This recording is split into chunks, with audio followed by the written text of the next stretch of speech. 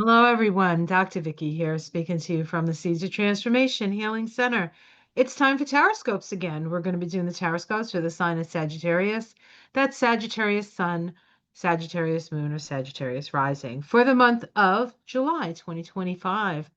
So we have a pretty exciting month ahead, astrologically, numerologically. We're going to take a look at the astrology for you specifically, Sag, and then we're going to do a card reading. I will put a timestamp in case you're not so interested in the astrology. So before we get started, I just want to welcome my new subscribers. Welcome to this wonderful community of like-minded souls.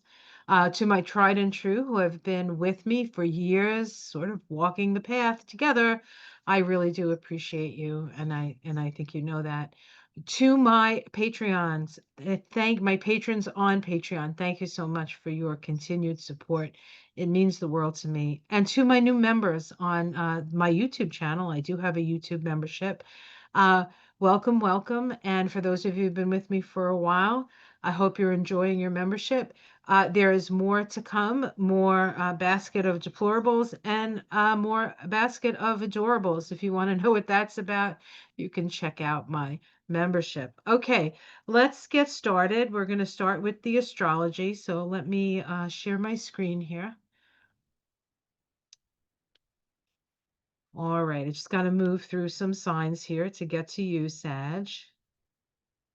Do do do do do do do do. Ta-da! There's Sag. Okay, so you're saying, what's the tower doing over there, Dr. Skirbo? Well, um, July is the seventh month, and we're in a 9 universal year. And when you add 7 and 9 together, we get a 16-7. That is the specific vibration for the month of July. The tower really is about illumination.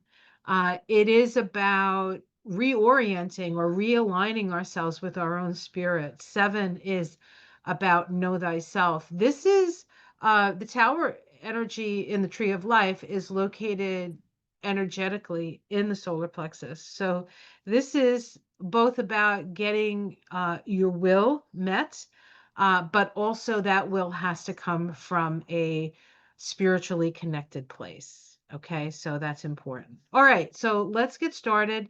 Now, you notice that a lot of the energy in this chart is on the right side of the chart.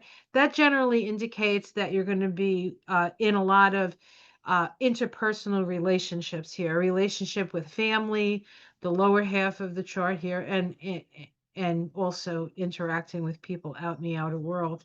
The sun starts the month in your eighth house in Cancer. You do have Jupiter there now. Jupiter moved into Cancer on the 9th of June. It's been there for a little less than a month now. This is your house of taxes. It's your house of insurance. It's other people's money with Jupiter there. You might find people are willing to give you money. Maybe you want to, expand your house or something, and you take out a home equity loan. It does. The eighth house is also the house of debt. And so you do have to watch out that you don't take on too much debt with Jupiter there. But it's also the house of inheritance. So with Jupiter moving through that house, you might get an unexpected inheritance or perhaps an expected inheritance. The sun then moves into the sign of Leo. That happens on the 22nd of the month. In your house, Sagittarius, the sun in the house of truth and justice. So that will be a focus for you. We also have Mercury there, and Mercury does have a retrograde period. It spends the whole month in Leo, the sign of creative self-expression. We know that you guys are you're not going to hold back when it comes to expressing yourself, right, Sag? But you will find that I think it's on the 18th of the month. And let me just double check that. Yeah, Mercury goes retrograde on the 18th. So some of the things you said at the beginning of the month, you may have to go over and re-edit or just figure out a different way of saying it. And then once Saturn moves direct, not Saturn, Mercury moves direct, and that's going to happen, I believe, on the 11th. Yeah, on the 11th of August. And then you go back over that. And so what's happening now is there's this energy of putting forth something and then maybe having to re-edit or re-look at it. The ninth house is a house of publishing. So if you have a book coming out, this may be a time when that Mercury retrograde happens for you to go over what's been said and the like, and fixing anything that needs to be fixed. Mars is in your 10th house this month. It's in Virgo, very detail oriented, a lot of energy in that house. So it can be a good career. It could be a good time for your career, but there's a lot of energy in the outer world in your work. So, uh, so it's good. It's not a bad thing. It's a good thing. Okay. We do have Pluto in your third house. That's going to be there for 19 years, so that's an exploration all in itself. Both Saturn and Neptune, which are both in Aries right now, actually station retrograde this month. Now, unlike when Mercury stations retrograde, Mercury retrogrades can be very sort of like frustrating on a personal level. When we're dealing with Saturn, and especially when we're dealing with Neptune, which is an outer planet, it's a little less personal, but we still have to review some things. Now they've been in Aries. Neptune's been in Aries since the end of March. Saturn's been in Aries since towards the end of April. They've been sort of moving together forward in Aries within orb of a conjunction, but not an exact conjunction. And they are in a relationship where they're actually at the end of a synodic cycle that started 36 years ago in 1989. Those two planets came together in the sign of Capricorn, same year that the wall came down, right? And so every 36 years, these two planets come back together. Most of us may live long enough to have experience in two of these, right? 36 years, what's that? 60, 72, right? If we live past 72, maybe we get another taste of what these conjunctions are about.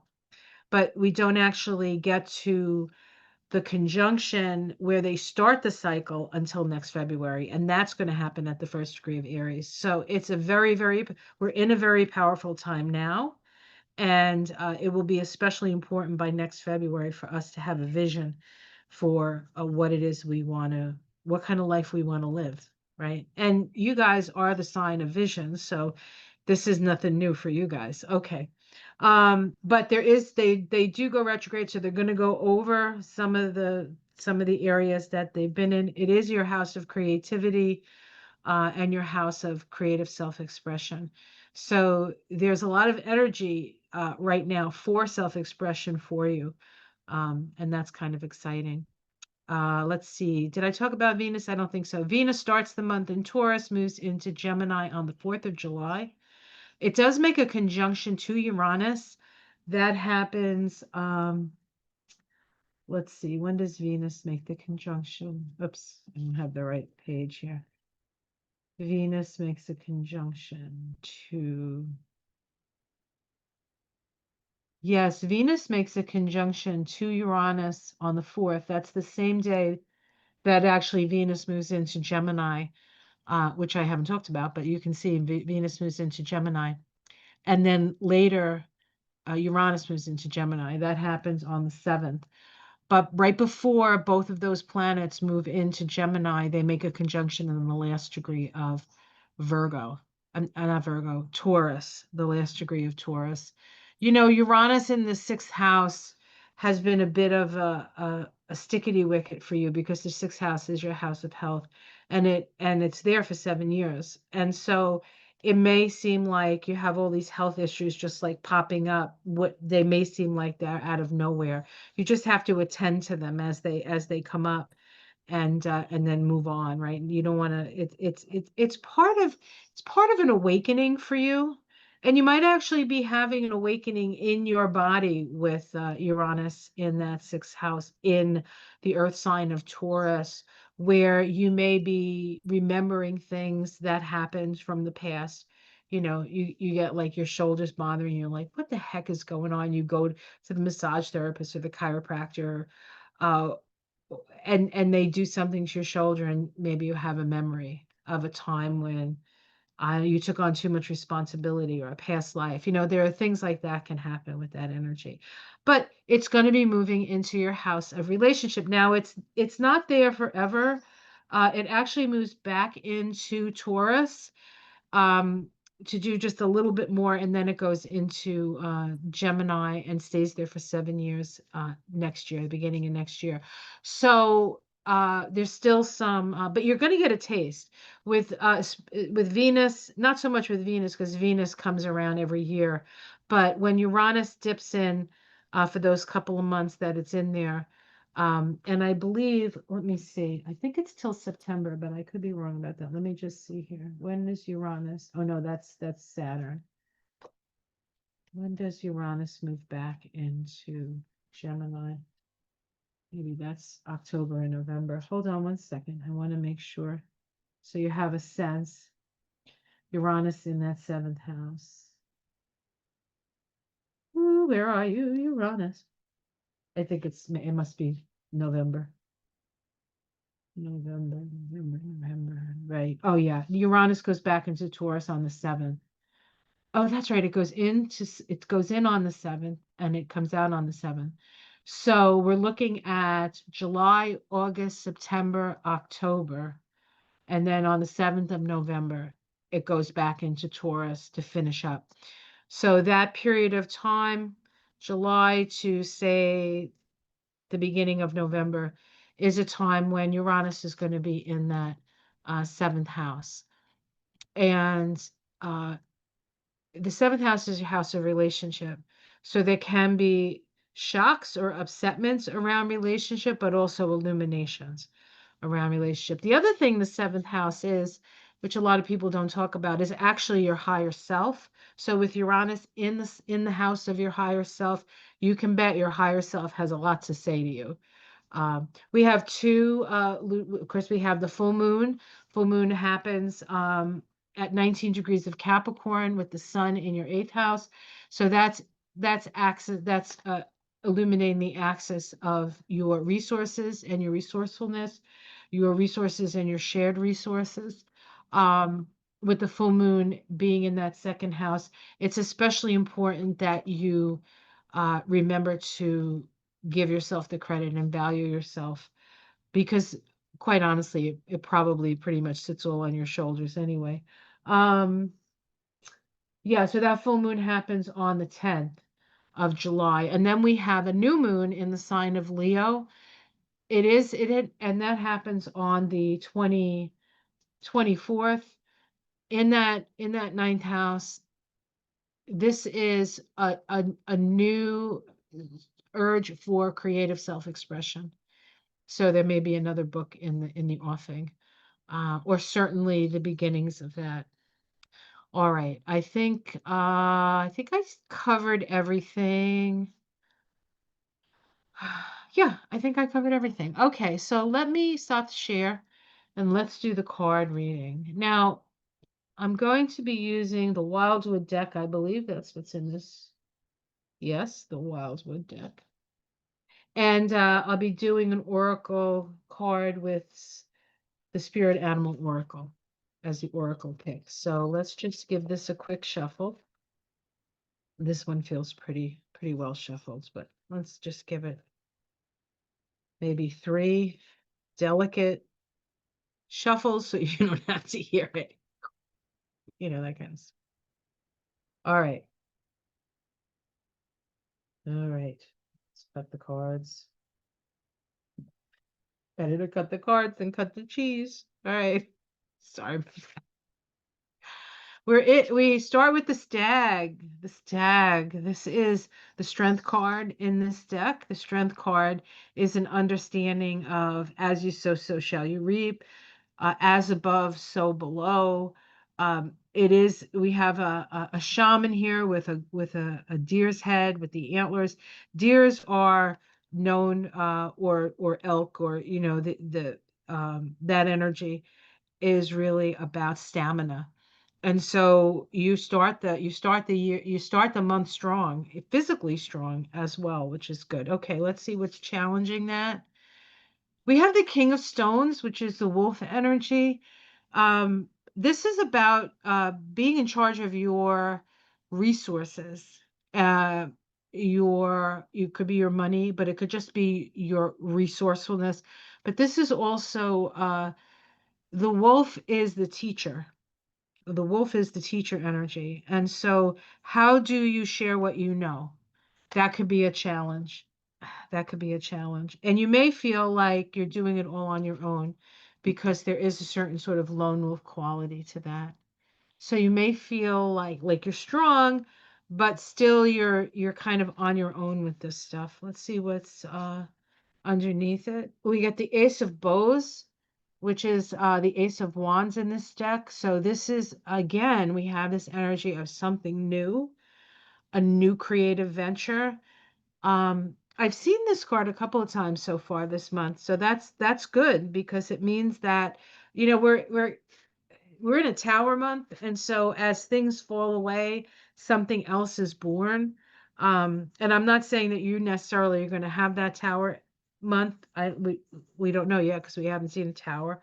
Uh, if we see a tower in somebody's cards, we'll know that this is specifically a tower. But underneath it all is this sense that you want to start something new, that there's a natural ending and now a new beginning coming.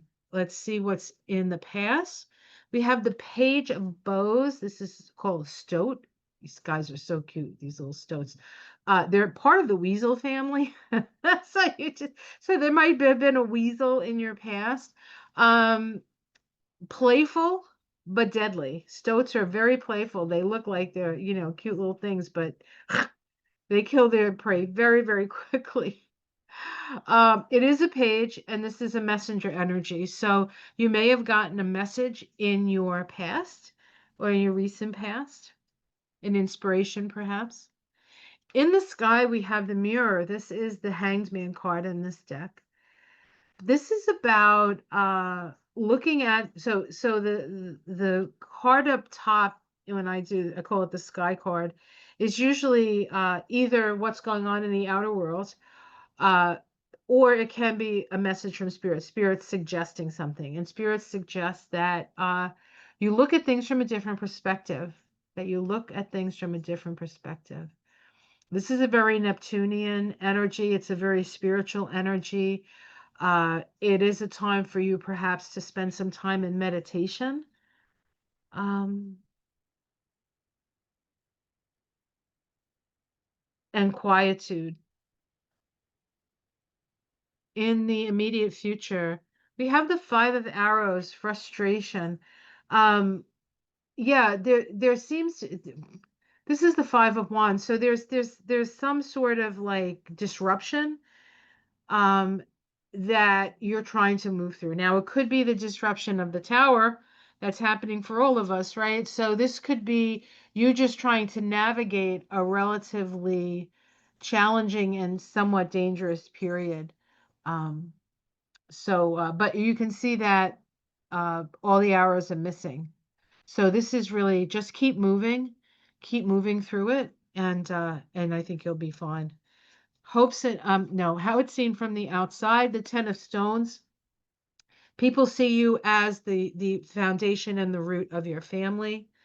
They see you as the breadwinner. They see you as the one in charge of that stability. Let's see your domestic situation. We have the Page of Stones.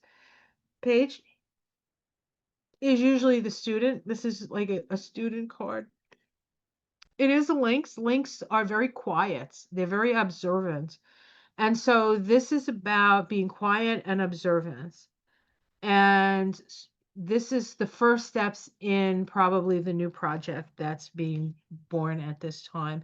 There may be a few things you need to learn before you can sort of go full force into it. Hopes and fears, the tree. What is this called? The world tree. This is the world card. So this is you could be hoping for an ending and a new beginning, that something finally comes to an end and that you can have a new beginning. I doubt if you fear that. And the outcome is the Six of Vessels. This is a reunion card. you might find yourself coming back together with somebody from the past, sort of a reunion, a friends reunion, or maybe a family reunion. Maybe you're going to be doing something with like a family reunion. The Six of Vessels, the Six of Cups is sort of that family reunion kind of energy where you're reminiscing, right? You're coming back, remembering when you were kids or when you were young. So I feel like there's a coming back together of either old friends or family for you. Let's see what else. You can get a major arcana. And then we have the shaman, which is the magician card here. So I feel like part of what these cards are saying is that you need that reunion. You need to come back with family. You need to come back uh and I want to say remember who you are and where you came from. Um, and in that you get the power. In that it's like the circle makes you make a full circle. And from that point, then you can move into the shaman energy, the power energy, the focused intention energy. Underneath it, we have the Five of Stones. Again, there's this sense of you having to do everything on your own. But you're resilient. You're resilient. What oh let's see what else we have. Oh, the Nine of Stones, which is tradition. This is about sort of this is Chronos, and he has the snake, and he has I forget what that's called. But it is about traditional wisdom. It is about you know, depending on the things that have been successful for you in the past. So while there can be some worry about money, um, you do have talents that you can call upon. And then we have the Two of Stones, which in this deck is challenge. I don't know if you've ever seen two rabbits fight each other, but it's pretty aggressive. Um, but the Two of Stones is finding balance, right? It's finding balance in this case, standing up for yourself. Um, so I also feel like you may have to like put the you come down on some people with this. Like, you know what? I do, I don't mind being the person who everybody depends upon, but I need my time now, and I need you guys to pull your own weight. That's what this looks like to me. And you'll stand up for yourself and you'll be fine. Um, but there is this sense of having to maybe even deal with something that you thought you had dealt with your family, that just needs to be restated. Okay. All right. Good, good, good. All right. Now let's take a look at the Spirit Animal Oracle. So let me just shuffle these up. This is a great deck. It's by Colette Baron Reed. Yeah, it's a good deck. All right. Let's see. What do we have here? What animal wants to speak to Sag? Saggy. All right. I want to give this a good shuffle.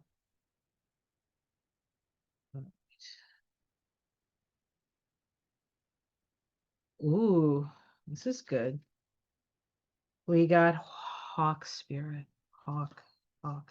Messages from Spirit 32.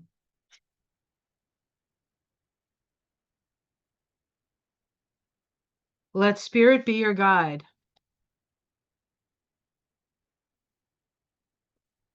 Flying high above the landscape, the hawk sees both the big picture and the small details, observes the rain and the ponds as well as the cloud, doesn't miss anything. When Hawk Spirit arrives, you are called to pay close attention to messages from Spirit that can appear anywhere in any form. Listen to your intuition, which really that's what you do anyway. You live by your intuition, which is good because your sign is the sign of intuition, really.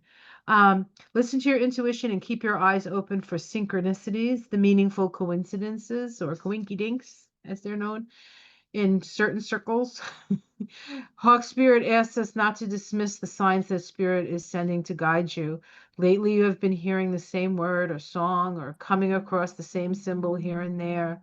In the strangest places, perhaps you hear a song on the radio with just the right lyric pertaining to your question, or you begin to notice uncanny billboards, license plates, and other places where repetitive numbers or words show up for you to notice. Pay attention to the animals that appear for you and connect with their symbolism. Spirit wants you to communicate and reaches out again and again. When Hawk Spirit appears, it is a sign to listen. A sign to listen. Sagittarius is very connected to the natural world anyway, and has a great love for animals and the messages that they bring. So I'm not worried for you. All right. Well, that's what I see, guys. Have yourself a safe and wonderful month. Take care of yourself. Keep your eyes open. It's very important that we're aware of our environment, especially with the tower happening. Use your intuition and stay safe. Have a great month. I'll see you again in August for the Taroscopes for August. Until then, take care of yourselves and namaste.